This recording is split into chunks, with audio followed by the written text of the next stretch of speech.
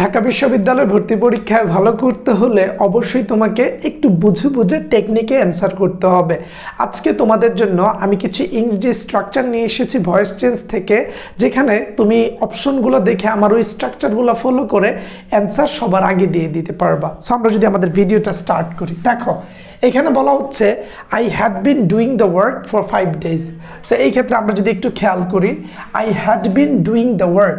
So এই দেখো এখানে আইএনজি আছে।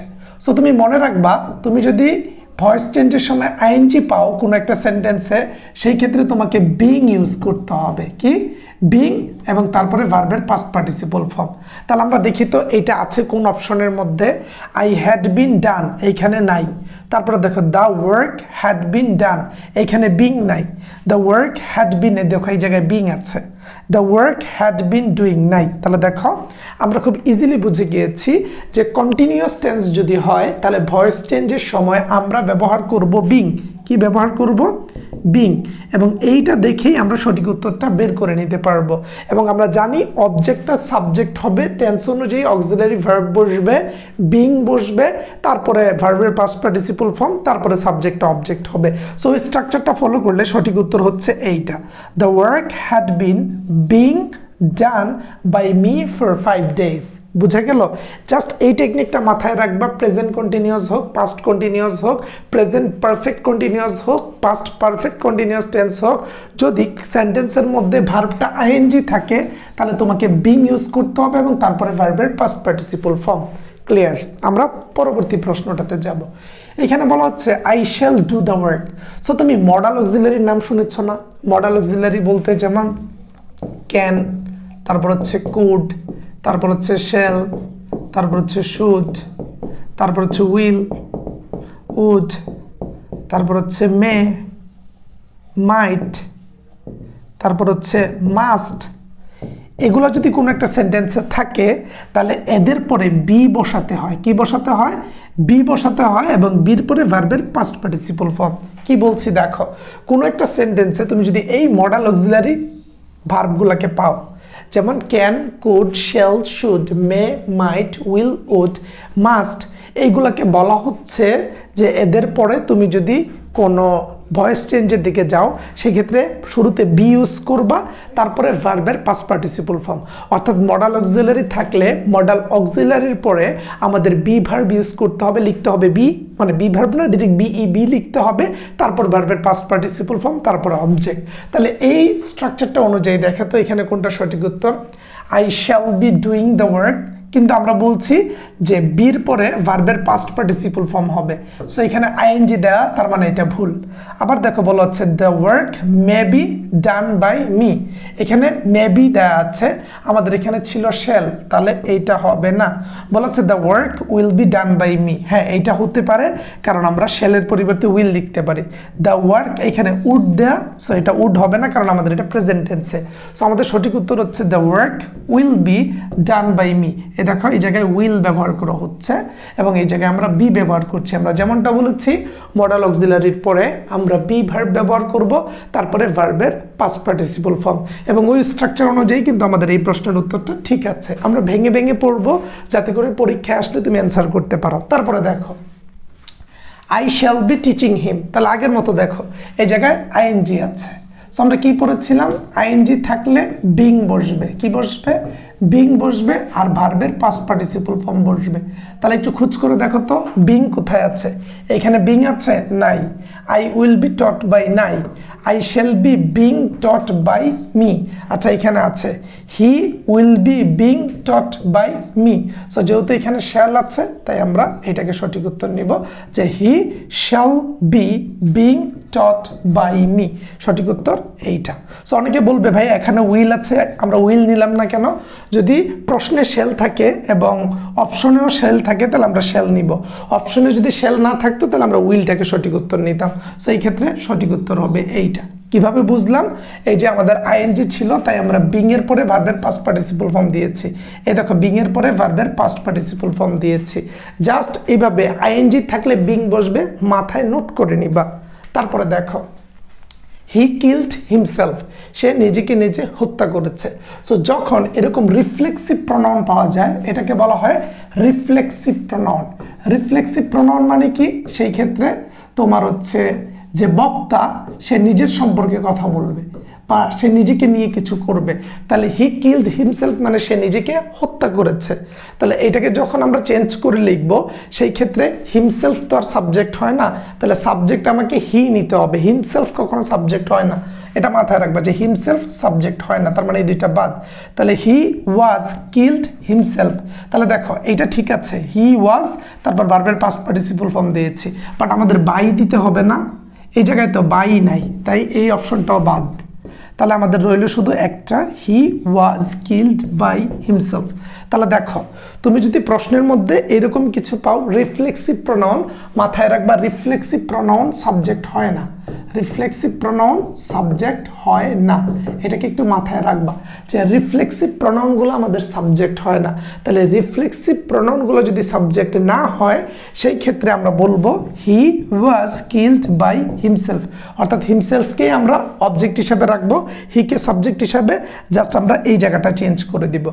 তোমরা অনেকেই অবগত আছো যে ঢাকা বিশ্ববিদ্যালয়ের ভর্তি প্রস্তুতির জন্য আমাদের একটা কোর্স আছে, সেটা হচ্ছে ক্র্যাশ কোর্স বি ইউনিট এবং সি ইউনিটের। যারা মানবিক থেকে ভর্তি পরীক্ষা দিবে কিংবা বিভাগ পরিবর্তন করে পরীক্ষা দিবে তাদের আমাদের এই কোর্সটা করতে পারবে, যেখানে বাংলার ক্লাস 20টি, ইংরেজির 20টি, সাধারণ জ্ঞানের 20টি ক্লাস, সেখানে থাকছে প্র্যাকটিস শিট, থাকছে লেকচার শিট পিডিএফ আকারে, এমসিকিউ পরীক্ষা দেওয়ার জন্য 20টা মডেল টেস্ট থাকছে যেখানে 60টা করে এমসিকিউ থাকবে, এবং এই কোর্সের কোর্স ফি রাখছি আমরা 3000 টাকা। জানুয়ারির 1 তারিখ থেকে এই ক্লাসটা শুরু হয়েছে, অলরেডি প্রতিটা সাবজেক্টের 2-3টা করে ক্লাস হয়েছে। তুমি এখন ভর্তি হলে আগের সবগুলা ক্লাস রেকর্ডেড করতে পারবা, লেকচার শিট পেয়ে যাবা। এই 2টা নাম্বারে যোগাযোগ করতে পারো ভর্তির জন্য, কিংবা ফেসবুক পেজে ইনবক্স করলে তোমাকে বিস্তারিত বলে দেওয়া হবে।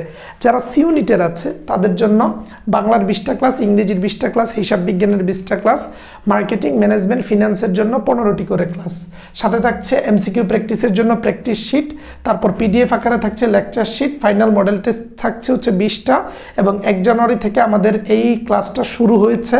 সো এখন পর্যন্ত চলমান আছে, 2-3টা ক্লাস হয়েছে। ভর্তি হতে চাইলে এই 2টা নাম্বারে যোগাযোগ করতে পারো, কিংবা তুমি আমাদের ফেসবুক পেজে ইনবক্স করতে পারো। কোর্স ফি কিন্তু আমাদের 3000 টাকা। ক্লাসগুলো ফেসবুক সিক্রেট গ্রুপে আমরা লাইভে নিচ্ছি, তাই প্রত্যেকটা জিনিস রেকর্ডেড আছে। তুমি এখন ভর্তি হলে আগের সবগুলা class, materials, lecture sheet, PDF, practice sheet, এক্সামের লিঙ্ক পেয়ে যাবা। আমরা যদি একটু পরবর্তীতে অ্যাডভান্স হই আমাদের ক্লাসটা নিয়ে, এখানে বলা হচ্ছে দে লাভ ইচ আদার, তারা একে অন্যকে ভালোবাসে।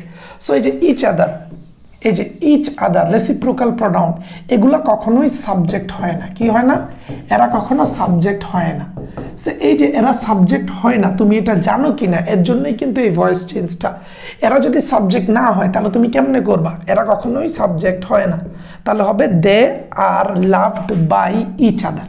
সো এই ক্ষেত্রে ভয়েস চেঞ্জের ক্ষেত্রে অনেকে ভাবে যে অবজেক্টটা অবশ্যই সাবজেক্ট হতে হবে, বাট ভয়েস চেঞ্জের ক্ষেত্রে একটা অ্যাক্টিভ সেন্টেন্সকে প্যাসিভ করতে গেলে আমরা দেখি সবসময় সাবজেক্টকে পরিবর্তন করা লাগে না।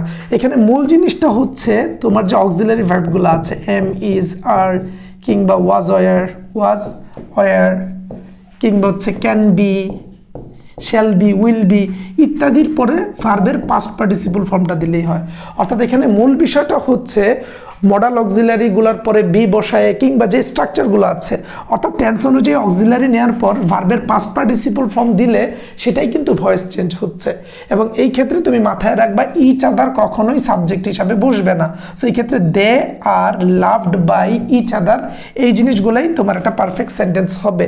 দে আর লাভড বাই ইচ আদার, এই জিনিসগুলাই একটা পারফেক্ট সেন্টেন্স হিসাবে হবে। এবং মাথায় রাখবা ইচ আদার কখনো সাবজেক্ট হয় না, এই জিনিসগুলো জানতে হবে। তারপরে দেখো এখানে বলা হচ্ছে he has given me a book. So মাথায় রাখবা, এইটা মাথায় রাখলেই সব শেষ। হ্যাভ কিংবা হ্যাজ যদি থাকে তাহলে এদের পরে তুমি কি করবা? দেখো এরা যদি থাকে তাহলে এদের পরে বিন বসাবা, বিনের পরে ভার্বের পাস্ট পার্টিসিপল ফর্ম দিবা, শেষ। এটাই স্ট্রাকচার। প্রশ্নে হ্যাভ হ্যাজ থাকলে এদের পরে বিন, ভার্বের পাস্ট পার্টিসিপল ফর্ম। তো আমরা আগের মতো অবজেক্টটাকে সাবজেক্ট করি, এ বুক ওয়াজ দেয়া আছে, হবে না, আমাদের হ্যাজ লাগবে। A book has been given to me by him, এটা ঠিক আছে, কারণ আমরা বিন পেয়েছি, ভার্বের পাস্ট পার্টিসিপল ফর্ম পেয়েছি। দেখো হ্যাজের পরে আমরা বিন পেয়েছি, ভার্বের পাস্ট পার্টিসিপল ফর্ম পেয়েছি। এখানে বলা হচ্ছে এ বুক হ্যাজ গিভেন, এখানে বিন নাই, তাই এটা সঠিক উত্তর হবে না। এখানে বিন নাই, বিন নাই, তাই সঠিক উত্তর হবে না। এখানে বলা হচ্ছে বুক হ্যাড বিন হবে না, কারণ আমাদের হ্যাজ আছে, তাই আমরা প্রেজেন্ট টেন্সে নিব। তাহলে সঠিক উত্তরটা হচ্ছে এইটা। এবং কিভাবে বুঝলাম, এই যে হ্যাভেজ থাকার কারণে বিনের পরে ভার্বের পাস্ট পার্টিসিপল ফর্ম দিয়েছি। এই যে দেখো এখানে এ বুক হ্যাভেজ আছে, তাই বিনের পরে ভার্বের পাস্ট পার্টিসিপল ফর্ম দিয়েছি। একেবারে সিম্পল, এত প্রেশার নেওয়ার কিছু নাই। হ্যাজের পরে ভার্বের পাস্ট পার্টিসিপল ফর্ম হলে উত্তর আমাদের হয়ে যাচ্ছে। তারপরে দেখো আমরা পরের প্রশ্নটা যদি দেখি, বলা হচ্ছে হি প্লিজেস আস। সো মাথায় রাখবা, নো যে ভার্বটা আছে না, এই নোর পরে বাইনা বসে টু বসে, নোর পরে বাইনা বসে টু বসে। আমাদের মানে ভয়েস চেঞ্জ অনুযায়ী তো তোমার ভার্বের পাস্ট পার্টিসিপল ফর্মের পরে বাই বসার কথা, বাট কিছু কিছু ভার্ব আছে এদের ক্ষেত্রে ব্যতিক্রম আছে, এবং আমি কিন্তু ব্যতিক্রম বিষয়গুলোকে গুরুত্ব দিচ্ছি। দেখো তোমার পরীক্ষায় তুমি বলতে পারো হি ইজ নোন, দেখো he is known to me. তাহলে দেখো এখানে নোনের পরে কিন্তু তুমি টু দিয়েছো, এই জায়গায় বাই বসানো যাবে না, কারণ এটা একটা ব্যতিক্রমী স্ট্রাকচার, নোর পরে টু বসে। ঠিক একইভাবে প্লিজ, এখানে প্লিজ দেয়া আছে না, প্লিজের পরে বসে উইথ, প্লিজের পরে কি বসে, উইথ বসে। সো আমরা যদি একটু খেয়াল করি, হি প্লিজেস আস, তাহলে এটা প্রেজেন্ট টেন্সে আছে, তাহলে উই আর ঠিক আছে, প্লিজড ঠিক আছে, বাই হিম, বাই তো হবে না, আমরা বলেছি প্লিজের সাথে উই বসে। আবার এখানে বলা হচ্ছে উই অয়ার হবে না, কারণ আমাদের দরকার হচ্ছে প্রেজেন্ট টেন্স, এখানে আর হওয়ার কথা ছিল। We are pleased with him, এটা ঠিক আছে, কারণ প্লিজের পরে উইথ বসে। উই উইল বি তো হবে না, কারণ আমাদের আর দরকার। তাহলে দেখো we are pleased with him. So এই জায়গায় আমাদের মাথায় রাখতে হবে প্লিজের পরে যে উইথ বসে, এইটা তুমি কিংবা আমি জানি কি না, ঠিক আছে। তারপরে যদি দেখি আমরা, বলা হচ্ছে you must shut this door.